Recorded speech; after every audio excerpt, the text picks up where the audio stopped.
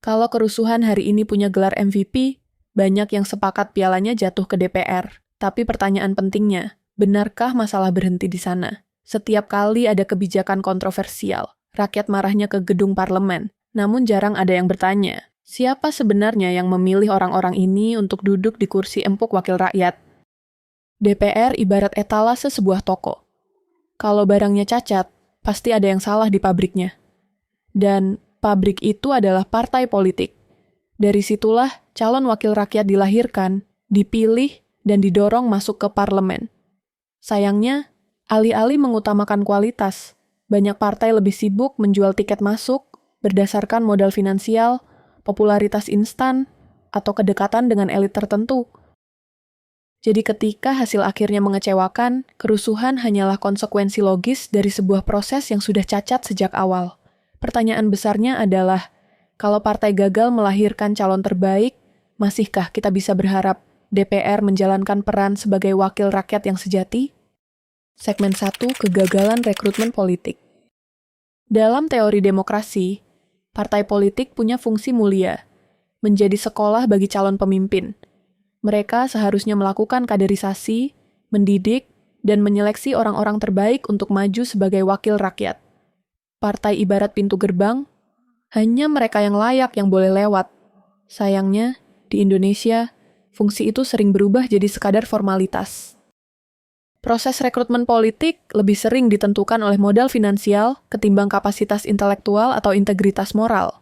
Banyak calon legislatif yang dipilih bukan karena visi kebangsaan atau rekam jejak membela rakyat, melainkan karena mereka mampu menyumbang dana besar ke partai. Kursi parlemen, dalam praktiknya, kadang lebih mirip tiket masuk yang bisa dibeli, ketimbang mandat rakyat yang harus diperjuangkan.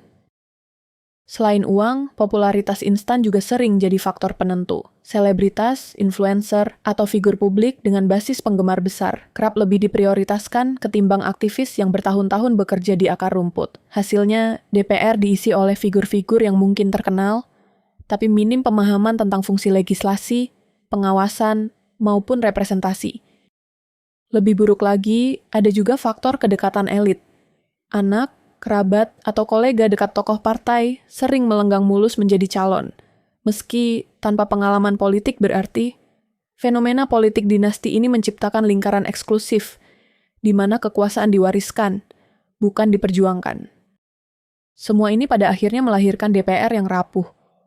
Wajar bila keputusan-keputusan mereka sering dianggap jauh dari aspirasi rakyat.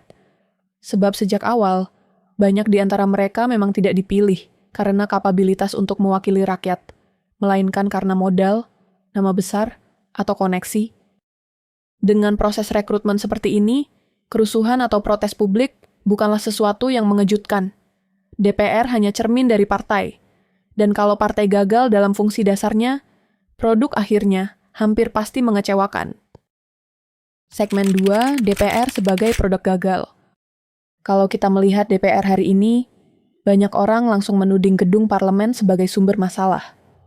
Namun sejatinya, DPR hanyalah produk akhir dari sebuah proses panjang yang sudah salah sejak awal. Analogi sederhana, kalau pabriknya salah desain, jangan heran kalau barang yang keluar dari jalurnya cacat. Begitu pula dengan DPR, jika partai gagal dalam proses rekrutmen, maka parlemen akan dipenuhi orang-orang yang tidak siap mengemban amanah rakyat. Bukti dari kegagalan itu terlihat jelas dalam berbagai keputusan kontroversial. Alih-alih melahirkan kebijakan yang berpihak pada rakyat, DPR justru kerap menghasilkan aturan yang memicu resistensi publik. Undang-undang yang dibentuk tidak jarang dianggap lebih pro-elit daripada pro-rakyat. Reaksi keras dari masyarakat, mulai dari kritik, demonstrasi, hingga kerusuhan, menjadi tanda bahwa DPR kehilangan fungsi representatifnya. Di sisi lain, kualitas perdebatan di parlemen juga kerap dipertanyakan. Banyak anggota yang lebih sibuk membangun citra di media sosial daripada terlibat dalam diskusi serius mengenai rancangan undang-undang. Ada yang blunder dalam pernyataan publik, ada pula yang absen dalam rapat-rapat penting. Semua ini memperkuat kesan bahwa DPR tidak dijalankan oleh para negarawan, melainkan oleh figur-figur yang kebetulan lolos seleksi partai.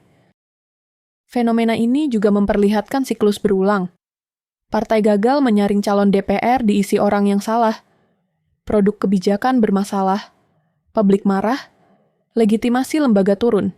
Dan, ironisnya, siklus ini terus berlanjut dari periode ke periode, seolah tidak ada evaluasi menyeluruh. Dengan kondisi seperti ini, kerusuhan yang terjadi bukanlah kejutan besar. Ia hanyalah konsekuensi logis dari sebuah parlemen yang lahir dari sistem rekrutmen yang cacat. DPR bukanlah penyebab tunggal, melainkan wajah paling nyata dari kegagalan partai dalam menjalankan perannya sebagai mesin demokrasi. Segmen 3, dampak sosial dan politik. Ketika DPR gagal menjalankan fungsinya, dampak yang muncul tidak hanya berhenti pada kualitas undang-undang atau kinerja politik yang buruk. Ia merembet jauh ke ranah sosial, ekonomi, bahkan psikologis masyarakat.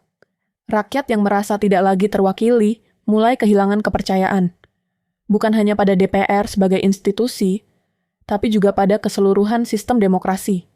Inilah yang disebut sebagai krisis legitimasi politik.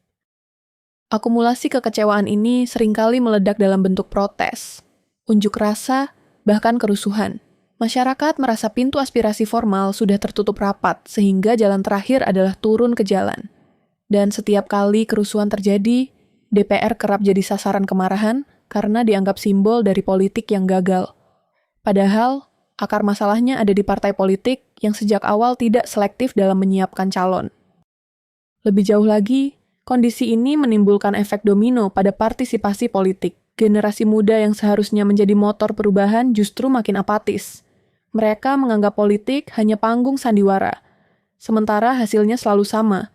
Rakyat tetap jadi korban. Akibatnya, pemilu yang seharusnya menjadi pesta demokrasi perlahan berubah jadi rutinitas tanpa makna. Dampak sosial lainnya adalah lahirnya ketegangan horizontal. Ketika masyarakat kehilangan kepercayaan pada lembaga resmi, mereka lebih mudah tersulut oleh isu-isu populis dan provokasi. Fragmentasi sosial makin tajam, rasa saling curiga meningkat dan ruang publik dipenuhi dengan sinisme. Media dan dunia digital juga ikut memperkuat citra negatif DPR, meme, satir, hingga video viral tentang kelakuan anggota dewan yang dianggap konyol, semakin menancapkan stigma bahwa parlemen adalah MVP negatif bangsa ini. Stigma ini berbahaya karena menciptakan jurang antara rakyat dengan wakilnya. Dengan begitu, kita bisa melihat bahwa kerusuhan bukanlah sekadar reaksi spontan rakyat. Ia adalah gejala dari ketidakpercayaan mendalam terhadap sistem politik, yang salah satu simbol terbesarnya adalah DPR. Segmen 4, alternatif dan harapan baru. Jika akar masalahnya ada di partai politik yang gagal melakukan kaderisasi, maka jalan keluar pun harus dimulai dari sana. DPR tidak bisa diperbaiki hanya dengan menyoroti individu, karena setiap individu yang duduk di kursi itu adalah hasil dari proses rekrutmen partai. Maka pertanyaan pentingnya, apa yang bisa dilakukan untuk memastikan partai benar-benar menjalankan fungsi dasarnya? Pertama, partai harus kembali ke peran idealnya sebagai mesin kaderisasi, bukan sekadar wadah pencalonan, melainkan sekolah politik yang melahirkan kader-kader berkualitas. Di beberapa negara, partai politik memiliki akademi khusus, melatih kader sejak muda tentang tata kelola negara, etika politik, hingga komunikasi publik. Proses seleksi pun ketat, sehingga yang terpilih benar-benar memiliki kapasitas dan integritas.